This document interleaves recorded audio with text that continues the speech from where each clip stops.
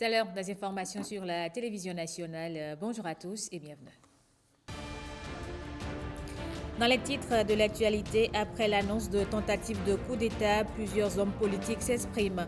Claudine Afiavi Prudencio de Renaissance nationale et Rachidi Gadamassi du Bloc républicain soutiennent le chef de l'État. Les poids inscrits sur les produits pré-emballés sont conformes à la quantité servie aux clients. C'est le constat de l'Agence nationale de normalisation de métrologie et du contrôle qualité. Elle a effectué une descente inopinée dans quelques points de vente. Et puis hors du Bénin, le Nigeria demande des sièges pour l'Afrique au Conseil de sécurité de l'ONU. En Ukraine, les moyens manquent pour venir en aide aux déplacés de guerre et au Japon, un détenu est déclaré innocent après 46 ans de prison.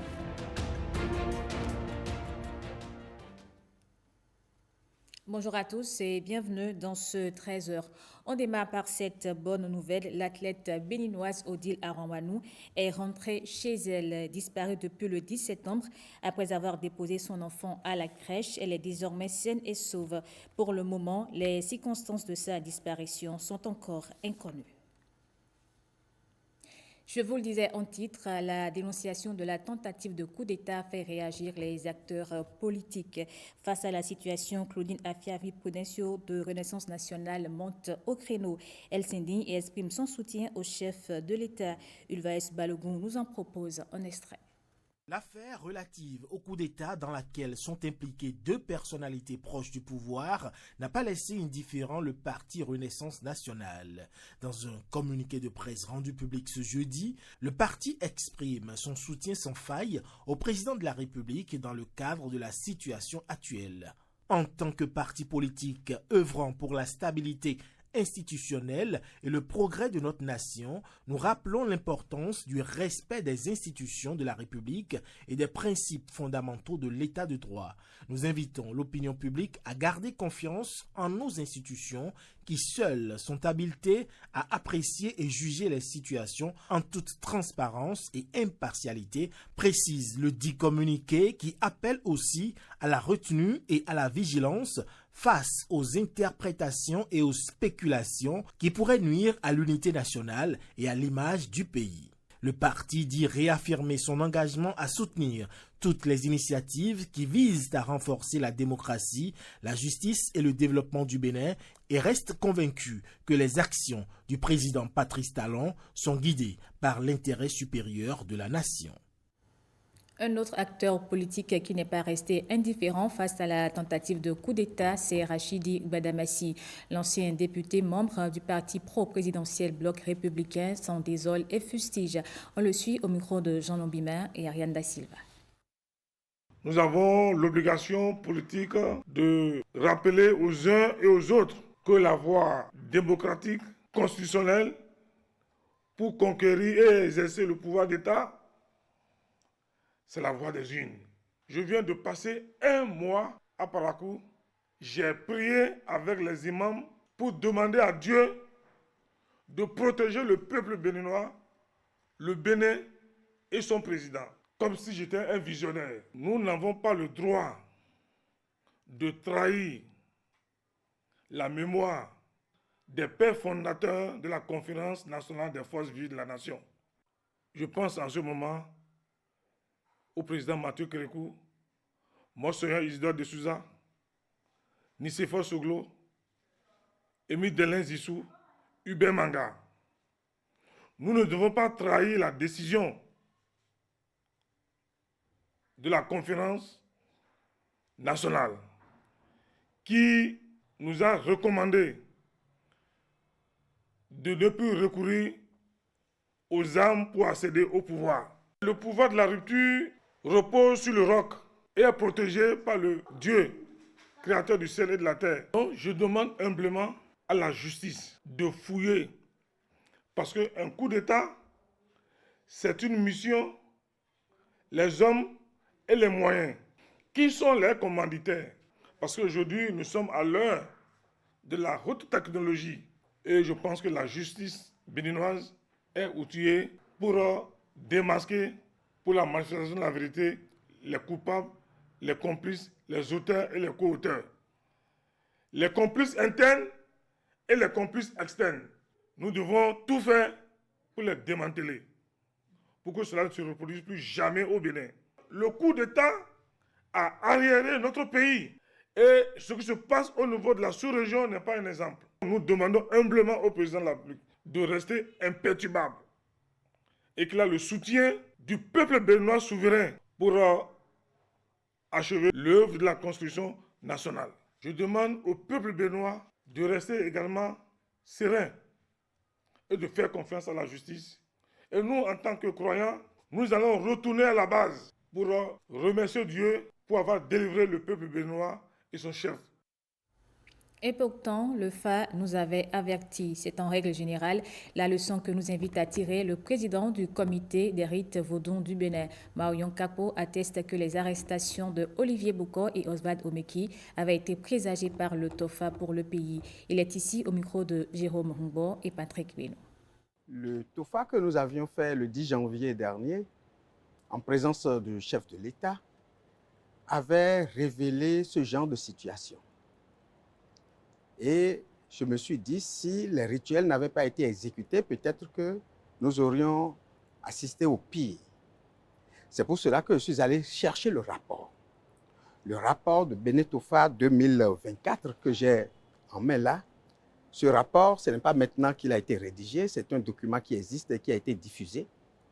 Je vais seulement faire une sorte de lu pour vous. Recommandation numéro 7. Le FA recommande d'éviter toute usurpation de titres, de même que toute forme de trahison à tous les niveaux de gouvernance. Autrement, cela sera fatal aux traîtres. Le numéro 11.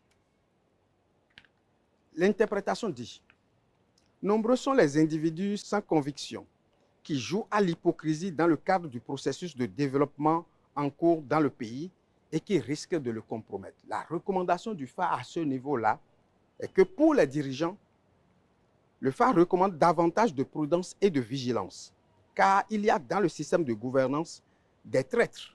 Numéro 17. Le non-respect des lois de la nation peut être compromettant pour ceux qui les méprisent. La recommandation du FA à ce niveau-là est qu'il faut que les citoyens respectent strictement les lois qui régissent la nation. Numéro 19. Le parjure est un acte de violation du serment sévèrement sanctionné. Le FA recommande alors à tous les citoyens de respecter les lois et règlements de l'État dans tous les domaines afin d'éviter d'en faire les frais. La leçon que nous avons au niveau du récit numéro 3 dans ce rapport, à la page 36 dit « Le FA recommande d'entretenir les vaudous tutélaires afin de bénéficier de leur grâce de protection. Le FA annonce un contexte socio-politique conflictuel avec d'énormes risques d'actes de trahison au cours de l'année à divers niveaux de responsabilité. Toutefois, le FA met en garde les traîtres contre les conséquences dangereuses que réservent ces actes pour eux-mêmes. Il y a dans le système de gouvernance des traîtres qui finiront par être découverts. Le FA recommande aux responsables au sommet de l'État une plus grande vigilance à l'endroit de certains collaborateurs couverts d'habits de traîtres. Quant aux traîtres, le FA déconseille ce comportement d'abus de confiance et de traîtrise qui pourrait leur être fatal. Nous allons dans les recommandations de plus en plus générales. Sur le plan de la défense et de la sécurité territoriale, le FA recommande davantage de vigilance et d'efficacité au niveau des services de renseignement afin de déjouer la mise en œuvre d'intentions malveillantes contre les intérêts supérieurs de la nation. Le FA recommande le respect de l'autorité établie et de la hiérarchie dans tous les domaines, administratifs, politiques, religieux et à tous les niveaux pour éviter que les contrevenants n'en fassent les frais. Le FA déconseille les actes et comportements de trahison à tous les niveaux de la vie sociale, économique et politique. Désobéir à cette recommandation pourrait être fatal aux contrevenants. Et enfin, le FA recommande le respect des principes naturels, des lois et règlements de la nation et déconseille par conséquent les actes et comportements de haute trahison, car autrement, cela pourrait être fatal pour le traître ou le parjure. Voilà donc les recommandations du phare. Et pour atténuer ou annihiler complètement les influx négatifs que comporte le Fadouk qui avait été trouvé, qui était le Saklan, les rituels avaient été exécutés dans les formes accoutumées. Je pense qu'on aurait pu peut-être assister au pire si ces rituels-là n'avaient pas été exécutés. Par conséquent, nous sommes davantage convaincus que le phare est un outil de développement. Lorsque nous voulons aller loin, nous ne pouvons pas ne pas partir avec les paroles de chez nous, c'est-à-dire avec notre propre culture. Et je pense qu'avec le gouvernement en place, nous sommes dans de bonnes voies. Restons avec le président du comité des rites Vodou du Bénin au sujet d'une autre annonce, celle des prochaines dates des Vodou Days 2025. Les manifestations auront lieu les 9, 10 et 11 janvier de l'année prochaine. Marion Kakpo l'a confié à Jérôme Humbo et Patrick Beno. J'étais depuis le matin sur les chantiers de préparation des Vodou Days. Nous avions dit que l'édition dernière était l'édition test. Et vous allez voir la première édition, ce que cela va être. Je pense que nous serons fiers de notre pays. Nous serons fiers d'appartenir à la tradition, à l'heureuse tradition que nous avons. Et nous allons porter cette tradition-là, pas pour nous en vanter, pas pour nous en glorifier, mais pour dire que nous avons une tradition, mais une tradition qui nous permet de nous développer et d'aller davantage plus loin. Pour le rayonnement du parti, l'Union progressiste Le Renouveau a initié une journée de réflexion au profit des jeunes militants. À la fin des travaux, ces derniers ont fait une déclaration. En voici un extrait au micro de Pierrette Adayossi. Nous, jeunes de l'UP Le Renouveau, affirmons notre disponibilité et notre engagement pour continuer la lutte aux côtés du parti Union progressiste Le Renouveau. Nous sommes prêts à jouer un rôle clé dans la détermination de notre parti. Nous croyons profondément que notre voix résonnera dans toutes les instances de décision et qu'ensemble, nous bâtirons un avenir meilleur pour notre société. Notre présence au sein des structures de base ne consiste pas uniquement à occuper une place, mais à œuvrer au bon fonctionnement des dites structures. En prélude aux échéances électorales à venir, nous souhaiterions notre implication accrue dans le processus de désignation des candidats. Nous sollicitons auprès des autorités du parti une place de choix sur les listes électorales, municipales et législatives à venir, afin de répondre aux aspirations d'une relève de qualité. Nous sommes prêts et tout de suite à nous investir davantage pour assurer la victoire de notre parti à toutes les élections de 2026. Nous voudrions souhaiter la mise en place de la Ligue de la jeunesse dans les tout prochains jours pour jouer notre rôle aux côtés des aînés. Ensemble, unis par notre engagement et notre conviction, nous ferons de l'UP Le Renouveau le symbole du changement et de l'espoir pour les générations présentes et futures. Après 4 ans d'action contre la criminalité faunique, le Bénin donne la preuve de sa volonté à protéger les espèces sauvages. Il a procédé à la destruction de près de 200 kg de trophées et produits d'espèces de faune. L'opération s'est déroulée dans un centre d'incinération de Paou dans la commune de Ouida. Les images avec William Tchoki. Telle une locomotive, l'incinérateur laisse échapper cette épaisse couche de fumée via la cheminée. Ça brûle à plus de 850 degrés Celsius pour réduire en cendres ces produits d'espèces de faune.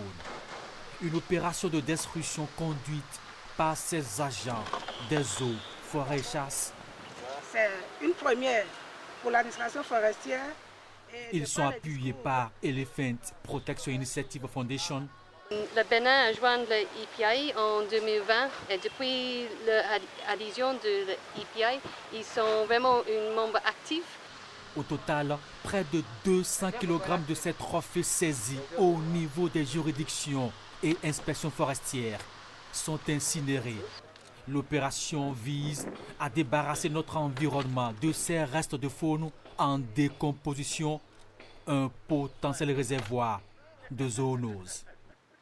C'est des produits biologiques et les conditions, si les conditions ne sont pas réunies pour qu'on les garde, pour les utiliser ou pas, c'est que le milieu dans lequel on les met, ça constitue encore un danger pour la population. Et des virus peuvent se développer. Et aujourd'hui, on parle des pandémies, on parle de plusieurs maladies et on ne sait pas où est-ce que ça a commencé. Depuis 2020, le Bénin s'est engagé à lutter farouchement contre la criminalité liée aux espèces sauvages. Il veut aussi valoriser tous les efforts fournis jusque-là. Effectivement, depuis 2020, le Bénin s'est engagé à lutter contre la criminalité liée aux espèces sauvages et à valoriser tous les efforts qui ont déjà été faits par le passé.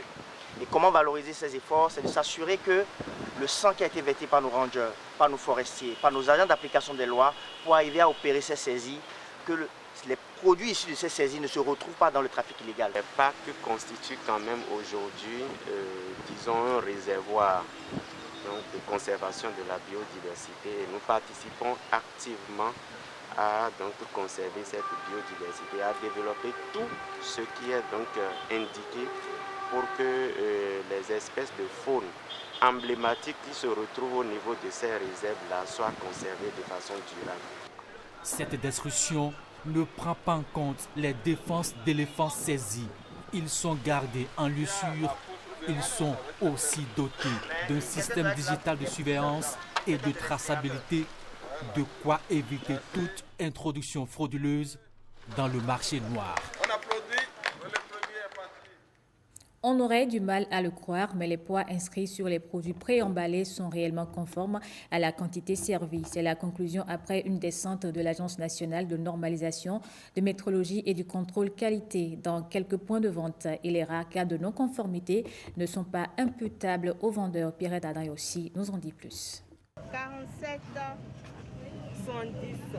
Les poids des produits préemballés sont conformes aux normes prescrites sur les emballages des sacs de riz, de farine de blé, de sucre et autres. C'est l'heureux constat fait après vérification minutieuse des pesées du contenu de ces produits. Étape par étape, plusieurs produits stockés dans des magasins des marchés d'Abomey, de Bois-Icon et de Glazoué ont été inspectés. Ils ont constaté que les poids ont été bons, ils ont apprécié, ils ont donné certaines recommandations. Nous allons les appliquer. Ils ont contrôlé les choses sont à jour. Il n'y a pas de manquement, quoi. Vraiment, je suis très content d'eux. Conformément à ses attributions, l'Agence de normalisation, de métrologie et de contrôle qualité veut, à travers ses contrôles inopinés, s'assurer de la qualité des contenus nets des préemballages servis aux consommateurs. Dans l'ensemble, nous avions constaté que tous les poids qu'on a obtenus après pesée sont dans les normes et dans les limites de tolérance. À part 2 sacs sur lesquels nous avons constaté que les bonnes dames soutirent le produit, le riz, pour montrer la qualité du riz à leurs clients. À cette dame, on a demandé de ne pas le faire parce que, ce faisant, on diminue progressivement le poids du riz et au contrôle, on constate que le poids ne respecte pas les limites de tolérance. Les clients disent que toujours qu'il faut vérifier, que de montrer le grain qui est dedans, qu'ils vont regarder. Et nous passons par ce canal pour dire à tous les opérateurs économiques qui vendent aux consommateurs de ne pas soutirer le produit qui est préemballé à la vente. Il faut montrer le produit, le vendre tel qu'il est emballé. Et le gouvernement travaille pour que nous, on puisse surveiller le marché dans toutes les communes du Bénin. Les agents de la Direction générale de l'Agence nationale de normalisation, de métrologie et du contrôle de qualité invitent tous les commerçants, industriels et autres marchands à garantir aux consommateurs la conformité des poids des produits préemballés sous peine de sanctions. Atelier de renforcement de capacité en assurance qualité organisé à l'intention des établissements privés et publics d'enseignement supérieur au Bénin. Il vise à mieux outiller les acteurs concernés pour améliorer la qualité de l'offre de formation. Les travaux se sont déroulés sur le campus de Parakou, Colombe Amondi et Giscard Akbovi. La qualité de l'enseignement supérieur est au cœur des échanges entre les promoteurs et les responsables des établissements universitaires du Bénin.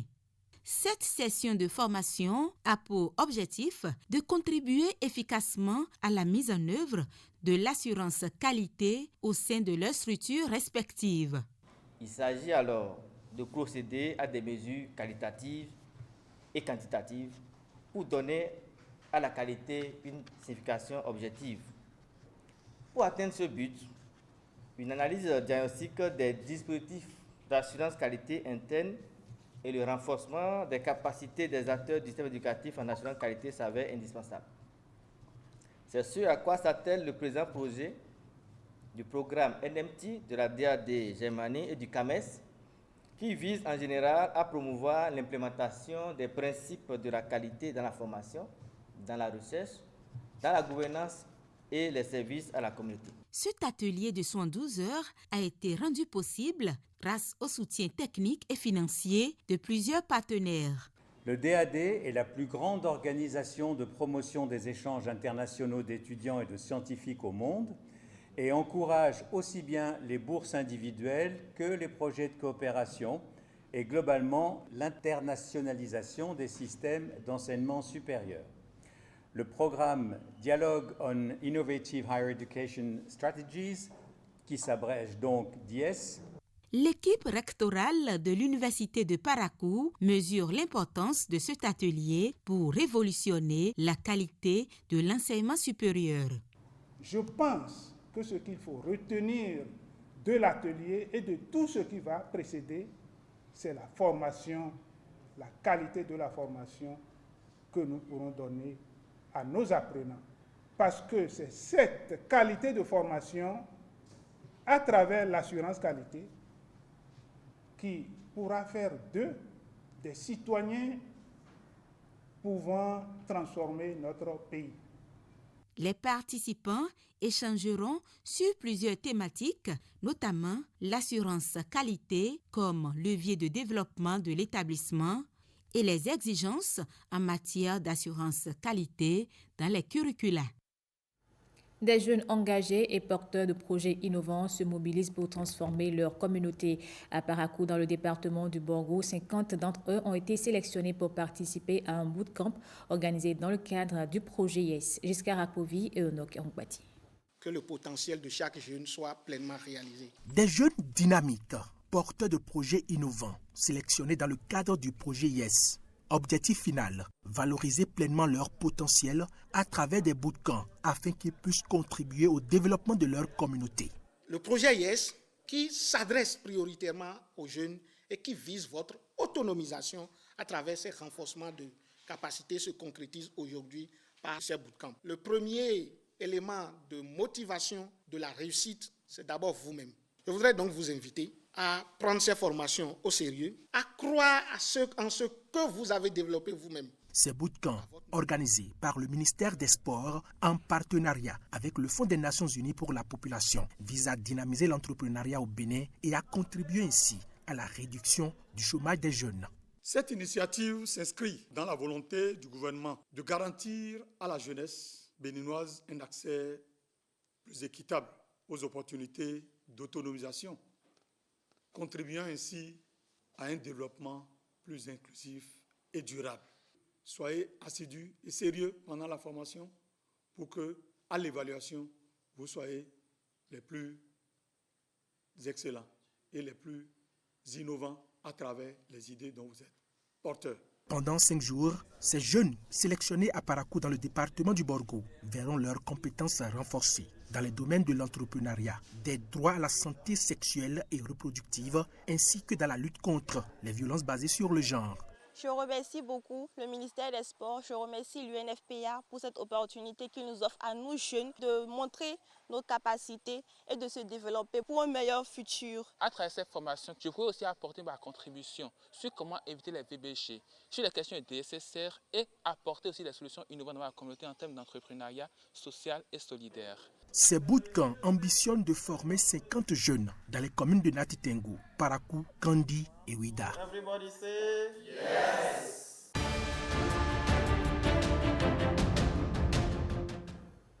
Hors du Bénin, alors que le Nigeria demande des sièges pour l'Afrique au Conseil de sécurité, lors de l'Assemblée générale des Nations unies, le Haut Commissariat des réfugiés en Ukraine lui dit manquer d'argent pour aider les déplacés de guerre. Et au Japon, après 46 ans de prison, un détenu est déclaré innocent. On fait le tour avec Ulvaeus Balogun.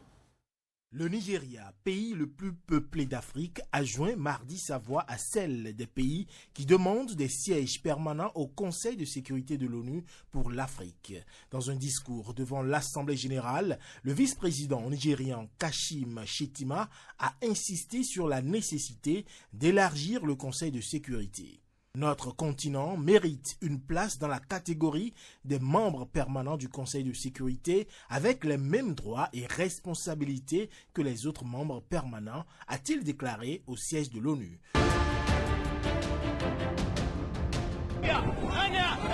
Des images postées sur les réseaux sociaux ce 26 septembre montrent des membres des forces soudanaises brandissant leurs armes et célébrant la prise de contrôle d'une zone à Al-Kadro au nord de Khartoum.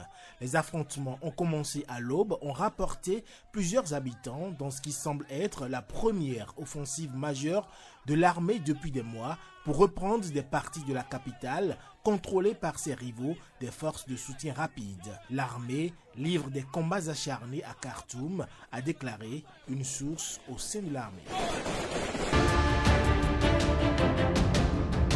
Les Nations Unies n'ont pas les fonds nécessaires pour aider les déplacés de guerre en Ukraine. Selon le Haut Commissariat de l'ONU pour les réfugiés en Ukraine, le niveau de financement de l'organisation est beaucoup trop bas pour cette période de l'année. Le HCR ne dispose pour l'instant que de 47% des fonds qui lui sont nécessaires pour venir en aide aux millions d'Ukrainiens déplacés ou affectés par la guerre dans leur pays, a souligné cette institution, rappelant que l'an dernier, à la même époque, l'organisation était financée à hauteur de 70%.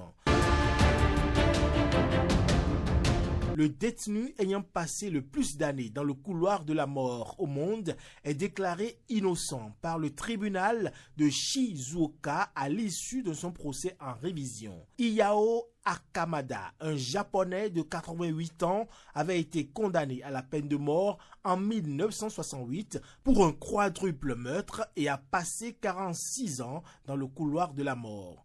Nous avons obtenu l'acquittement, c'est grâce à votre soutien, a déclaré Hideko Akamada, la sœur du détenu. Et voilà qui met un terme à cette édition du journal. Merci à vous de l'avoir suivi. Je vous retrouve à 19h avec plaisir.